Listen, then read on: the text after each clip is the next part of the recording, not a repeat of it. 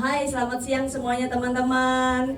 Terima kasih banget semuanya sudah, saya berdiri ya. Ya, silakan. Terima kasih banget semuanya sudah hadir dan sudah mau menonton film debut pertama kami dari Minka Rossi. Tepuk tangan dong.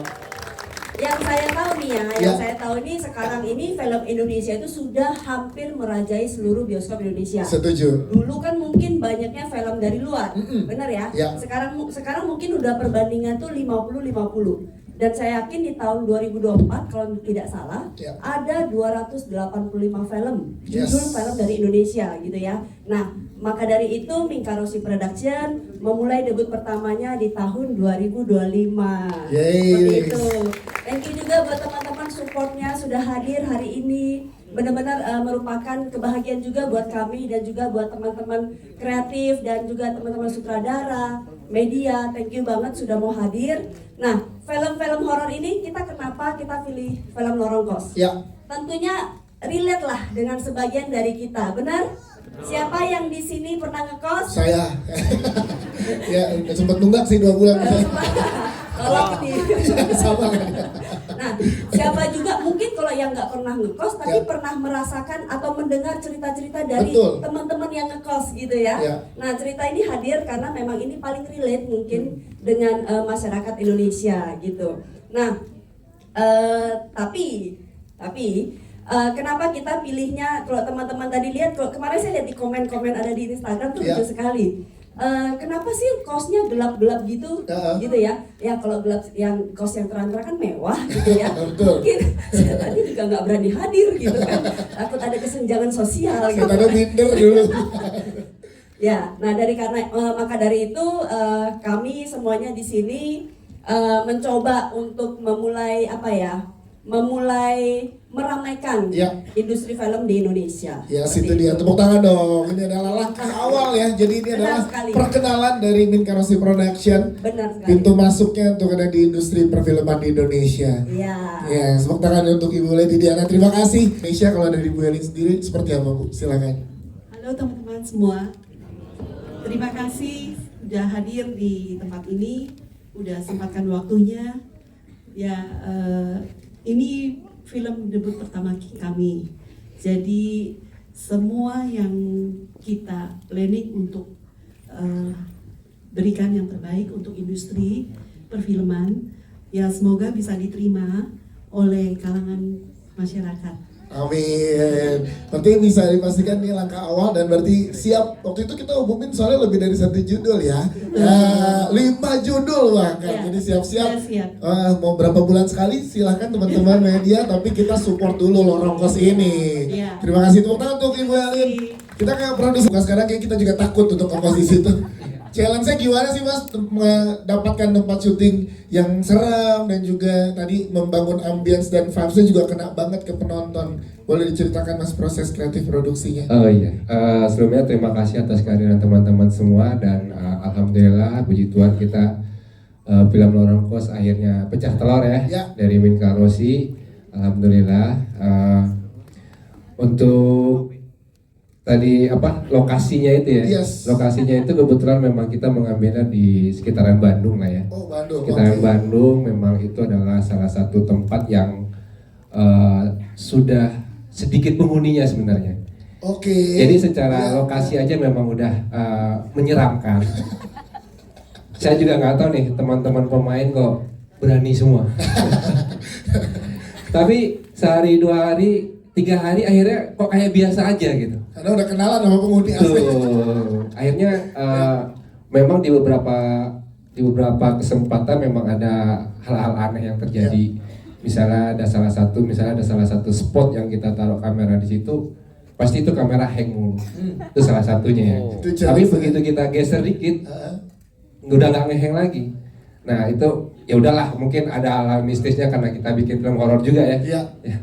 Terus yang menariknya itu kalau tadi teman-teman lihat itu di adegan Mas Lucky itu memang pada saat pengambilan itu memang ini pengakuan dari Mas Lucky sendiri bahwa dia mengalami sesuatu yang spiritual lah, yang seperti dihinggapi atau apa. Makanya ketika adegan itu kita ambil, itu kita lepas aja, dia main dengan yang dia suka lah gitu ya. Nah itu beberapa hal yang hal-hal mistis yang terjadi pada saat pengambilan gambarnya gitu. Memang ada beberapa cerita lagi tapi mungkin nanti Mbak panjang ya. Iya, nanti kita tanya ke teman-teman cast juga mengalami apa gitu ya.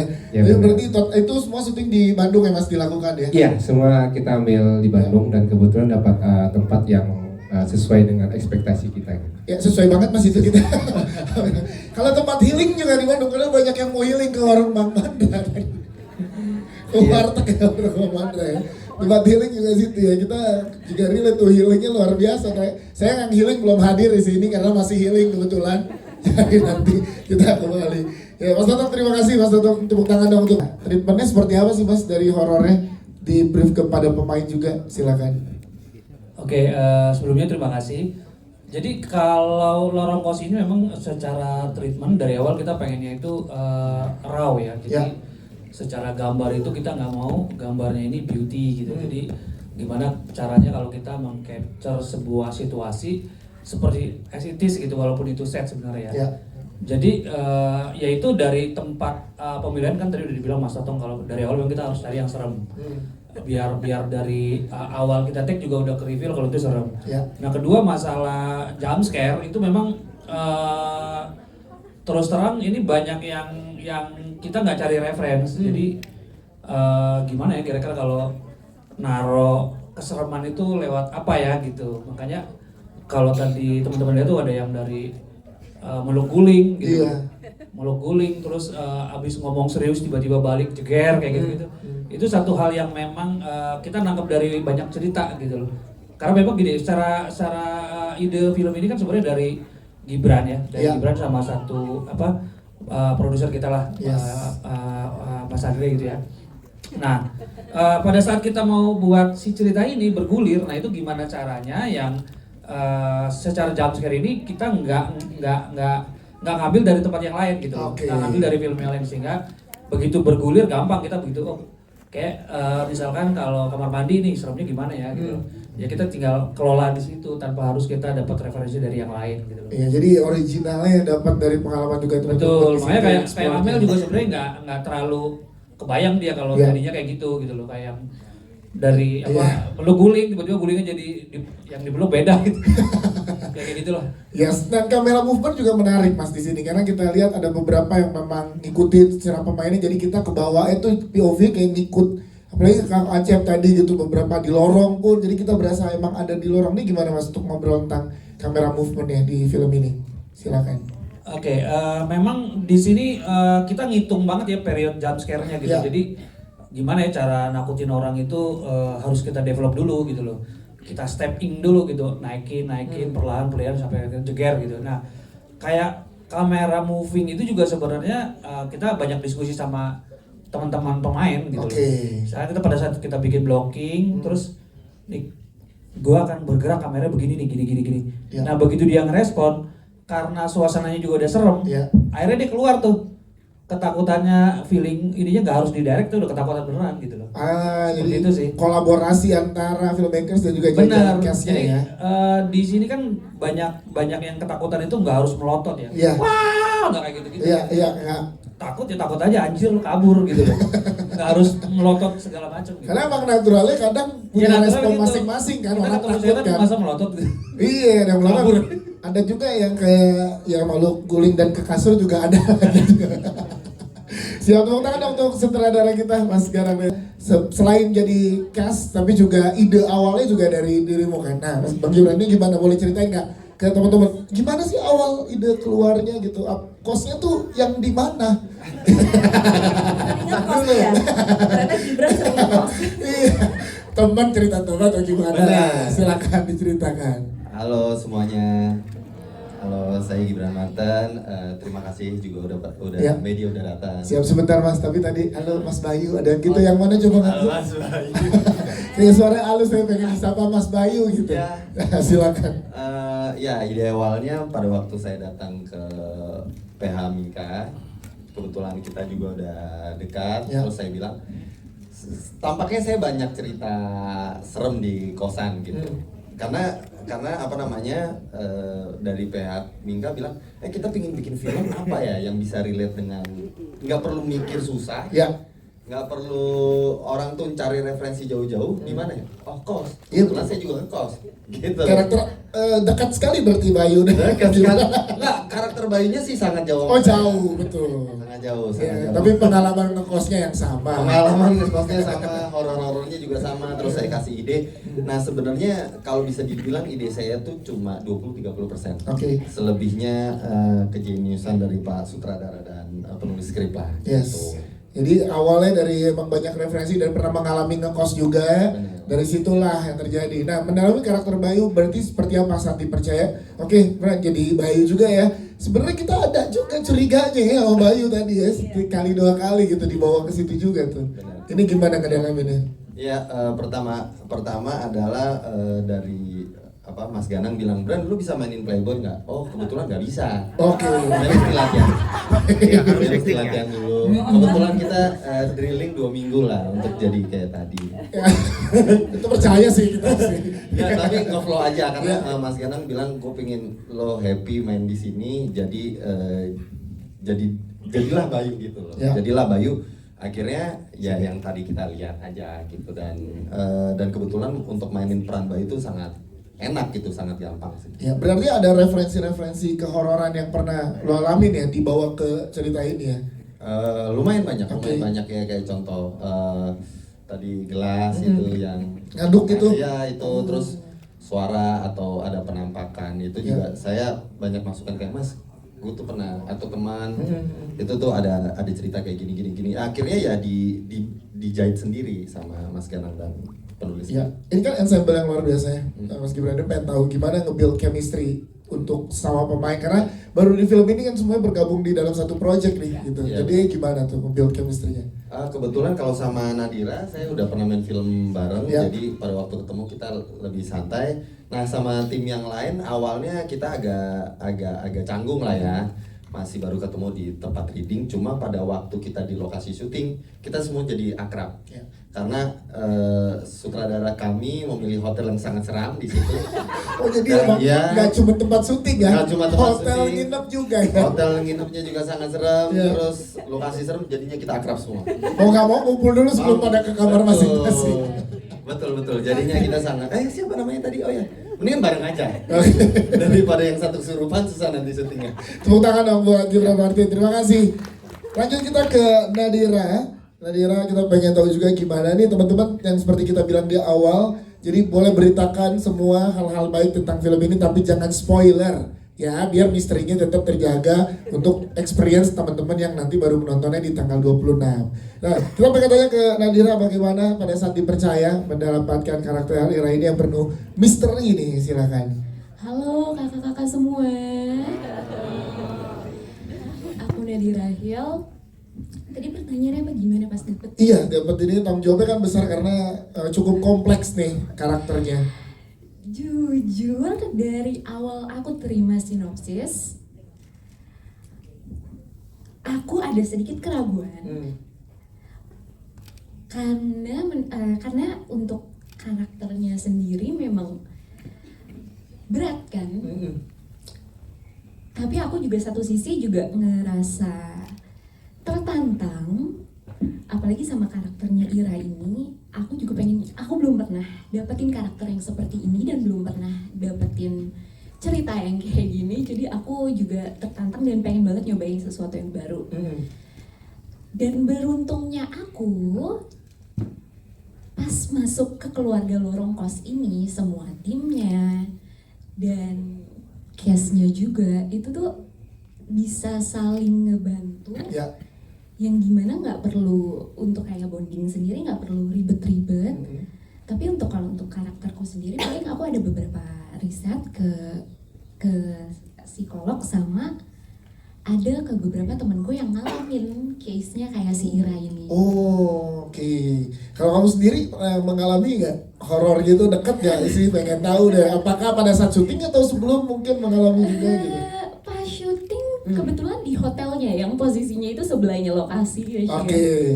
Itu tuh aku sempat berdua asisten aku dengar ada suara ketokan di kamar. Terus pas aku suruh asistenku buka, kata dia nggak ada siapa-siapa. Tapi aku kan ngerasa aku denger berkali-kali gitu kan. Iya. Aku tetap ikut diri ya. Aku apa namanya? Nengok juga Iya, ngintip gitu ya. nengok. Dan itu posisinya sama kayak judul ini lorong di lorong hotel. Itu nggak ada siapa-siapa. Terus paginya pun aku cerita ke pas di ruang makeup, aku cerita sama orang-orang makeup. Mereka juga diketok dan Aina juga sempat diketok kamarnya. Dan ternyata emang gak ada apa-apa. Nggak ada apa-apa. Wow, mungkin sequel dari Lorong Kos, Lorong Hotel boleh. Karena serem juga, case-case-nya digangguin gitu. Tapi itu ya, itu abis itu, tapi itu baru momen berapa hari syuting tuh? Apa udah menjelang akhir apa baru-baru? Awal-awal nggak? Awal-awal ya? Kedua apa ketiga? Dan kayak kalau apalagi di lokasinya sendiri, kita tuh nggak ada yang di base camp sendirian. Pasti kalau ada apa, kalau lagi ada yang take, kita ke samping set. Bareng-bareng gitu ya? Makanya kita jadi akrab banget juga. Oh, akrab karena keadaan. Gak mau sendiri. Gak mau sendiri ya. Tapi jangan pengalaman itu jadi makin ngedalamin juga dan sampai riset ke psikolog luar biasa. Tepuk tangan dong untuk Nadira. Thank you Nadira. Kita juga kaget banget nih. Itu kan itu tadi yang dari ribut ternyata bullying ternyata bukan gitu kan. Nah, treatment horor ini kan juga lumayan banyak tadi Kamel. Ini gimana pada saat proses syutingnya? Silakan. Hai, aku Melvi. Aku di Lorong Kos sebagai Ayu anak gym. Tapi kayak aku tuh emang ini horor yang kesekian kali. Cuma kayak takutnya karena walaupun aku tahu yang jadi hantunya itu temen aku, tapi aku tetap beneran gitu loh. Dan aku disuruh paganan tuh kayak satu nafas dengan ruangan yang kos-kosan bukan kosan sultan gitu. Iya itu tuh takutnya beneran. Terus habis itu yang kayak emang tadi Pak Ganang bilang kita lari-lari di lorong itu memang agak takut dan semacamnya. Tapi aman. Yes, so far gimana sih kalau kerja sama barengan sama jajaran cast yang di sana juga? Happy ya? Happy ya. Cuman kalau dalam keadaan gitu beneran ada keadaan yang mengharuskan kami harus tinggal di kos yang sebelahnya bekas. Mau nggak kira-kira? Kayaknya enggak deh, enggak mau. Soalnya aku kayak di hotel aja aku bilang sebelumnya, tolong ya kamar saya kalau bisa di depannya sama di sampingnya ada orang ya. Jadi jangan kosong. Iya, walaupun tempat saya nginep itu saya tidurnya sama asisten saya. Tapi tetap aja, basically memang aku penakut. Kayak aku tidur aja, aku harus lampunya harus terang. Kalau enggak, aku harus kayak ya udah deh TV nyala, biarin aja TV yang nonton aku daripada aku yang nonton TV. Berarti tadi ekspresi-ekspresi takut yang dikasih banyak yang alami terjadi takut beneran ya? Iya. Wow, tepuk tangan dong untuk Kak Terima kasih. Nah, ini gimana proses pendalamannya untuk karakter Tika sebagai anak baru di antara teman-teman kos yang lain? Silakan. Halo, perkenalkan aku Zili, di sini berperan sebagai Tika. Kesannya gimana ya pertamanya? Aku tuh tipe yang gak terlalu takut sebenarnya. Cuma di sini aku sudah terbawa arus oleh Pak Ganang dan Pak Totong selainnya untuk menjadi seorang yang penakut. Dan tanpa disadari benar apa yang Nadira bilang tadi. Pada nggak mau sendiri. Nah awalnya aku selalu sendirian nunggu. Pada akhirnya setelah aku terkena teror itu sendiri secara alami, aku nggak mau sendirian. Apa emang yang terjadi? Boleh dong ceritain ke teman-teman media. Waktu itu aku lagi nunggu, yang lain lagi tag, aku di ruang tunggu. Terus sedikit aku sendiri, aku tidur. Tidur, ada mantan asistennya Nadira datang mau ke toilet, kebetulan toiletnya di situ. Terus dia bilang kayak, Kak Zili ada orang.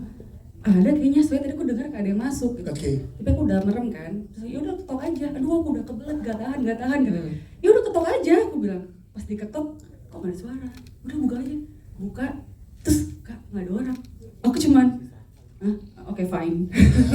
Terus akhirnya dari situ kayak tapi goyang airnya. Iya goyang Kak.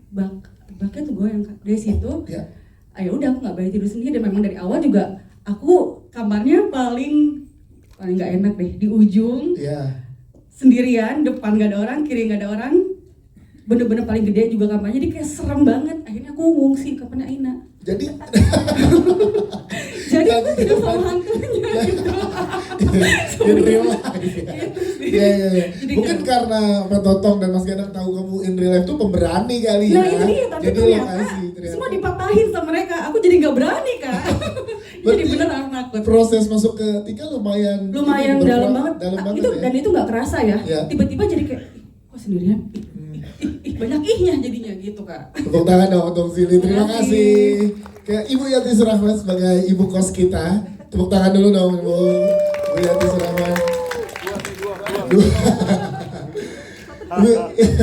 Ibu Yati, bagaimana kita pengen tanya kolaborasi bersama dengan jajaran cast nih. Pertama-tama terima kasih teman-teman wartawan, selalu sehat ya. Amin. Kita ya. Amin. Terus yang kedua, aku bergabung sama anak muda jadi gua nggak tua-tua. Itu yang paling penting. Gitu. Dan waktu di lorong kos, pertama juga aku tidur sendiri. Ya. Terus hordengnya gitu jatuh. oke. Tadinya sih nggak apa-apa. Masa kamar mandi airnya keran bunyi sendiri, dah gue itu takut. Dan ternyata aku pikir gini, masa sih setan demen sama nenek-nenek kan gitu. Nggak tahu begitu kejadiannya. Akhirnya aku panggil anak makeup, temenin gue. Gitu, itu yang benar-beneran. Ternyata mungkin setannya juga biar tua ada rasanya kali ya. Ada. Rasa apa tuh Mas? Rasa strawberry kan. Kayak gitu. Jadi ya udah memang ngalamin, memang hotelnya keren juga sih. Iya, keren sih.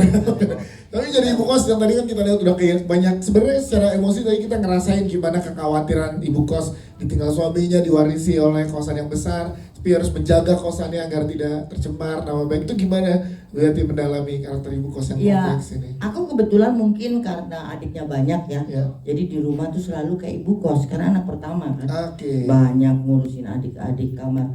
Jadi ya saya berusaha seperti itu, bagaimana caranya kamar itu terisi.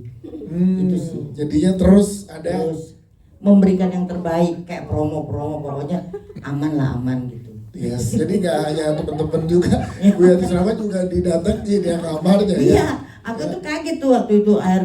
Aduh, gimana sih air kok bunyi sendiri? Kamar mandi bener, ada buka pintu lari, terus anak-anak bilang ada yang ini sih, nggak tahu, aku bilang gitu. Jadi bingung juga tuh. Bener itu terjadi, akhirnya aku panggil Gini. Bener, aku takut soalnya. Akhirnya aku panggil Gini, panggil anak makeup.